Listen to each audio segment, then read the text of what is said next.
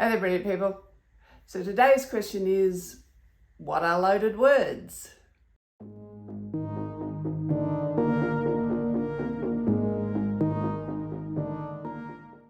So loaded words are actually words that, if you like, are loaded with someone else's intention. So one of the things that I talk a bit about is us moving from codependency to independency to interdependency. And it's hard for us to do that if we don't recognize loaded words when people are using them. There's quite a few of them, but today I'm going to talk about two because these are the most common ones. So the two words I'm going to talk about are selfish and unreasonable. Because the more that you learn to listen to your own brilliance, the more you live by your own shiny, the more that you just follow who you really are. The thing is, what you're doing, eventually, hopefully you'll learn some of those skills about how to look after yourself while looking after other people. And then you actually hear fewer of those words. But initially, particularly if you've spent a lot of your life doing things for other people, taking care of other people, you are going to hear these words a lot. So I just want to unpack them so we can understand why people are using them. Okay, so the word selfish. So, so that is a word that, of course, I have heard a lot, I guess primarily from my family in the past. And it was really used, the subtext or the intention behind it was, don't do what you want to do what I want you to do. Okay, so that's the intention. The intention is to get you to do what they want to do. In other words, what they're saying is, don't be selfish, let me be selfish. So when we're looking at that, because of course the truth is that at times being selfish can cause issues. So in a previous video, I talked about the 3 trusts, and the second trust is shadow trust. And that is being able to tell the difference between our shite and our shiny. In other words, knowing when we're being who we really are and when we're not being who we really are. And when we have that clarity, it really helps us deal with this sort of accusation of being selfish. Because sure, if we're being selfish for our shite, we're going to make more shite. However, if we're being selfish for our shiny, if you like, we're being capital S selfish, like the self that we're talking about is who you really are, then that's actually what you're supposed to be doing. You're supposed to be demanding the time and the space and the resources in order to do what is purposeful for your life while you're here.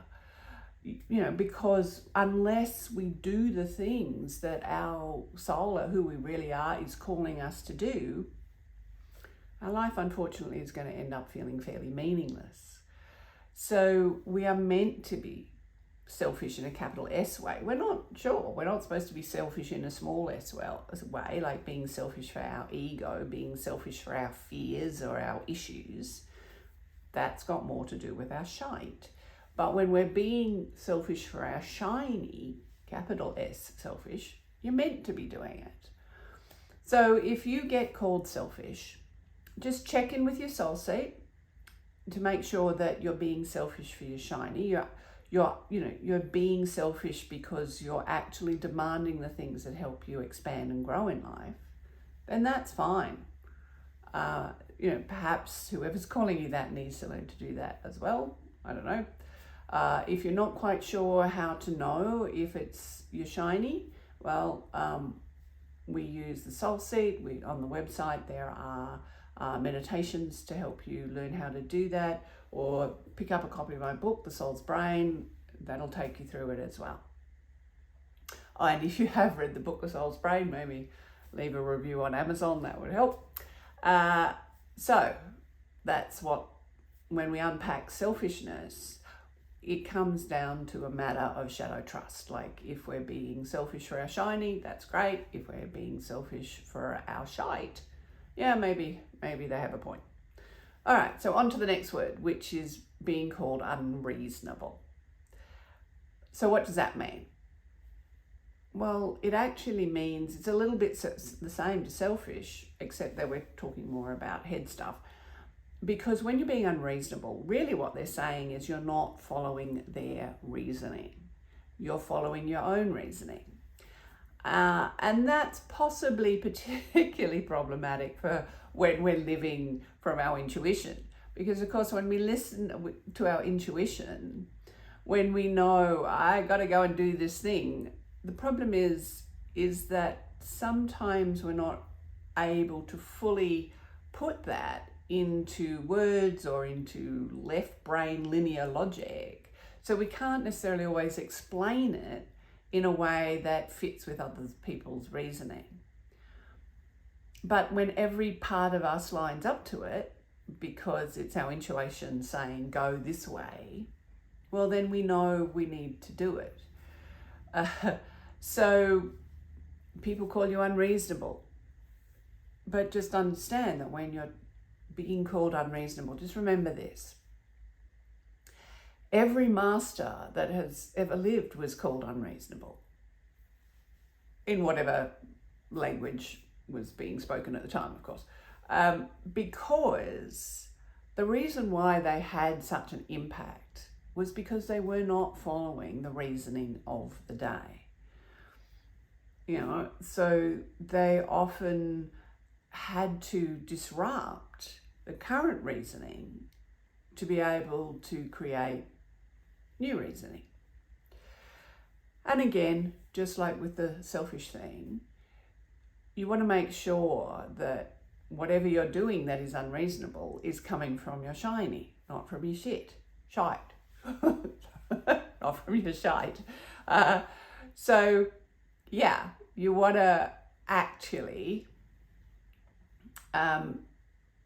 keep your unreasonableness for your shiny, because you want to be unreasonable from a point of view of, well, people have got stuck in reasoning things that maybe aren't really working, and if they're doing things that they're used to, but it's maybe whatever they're doing is sliding more towards shite, then you want to follow the reasoning that is in alignment with your shiny. And when you do that, then you want to make sure that you keep following your shiny. And then those people who don't get it, yeah, they'll call you unreasonable, but it just means that they don't get your reasoning. So, of course, with loaded words, as with all else, it comes down to the fact that you want to follow your soul seed, you want to continue to develop your awareness, your connection to who you really are, and live from there, so you can remember that you're brilliant.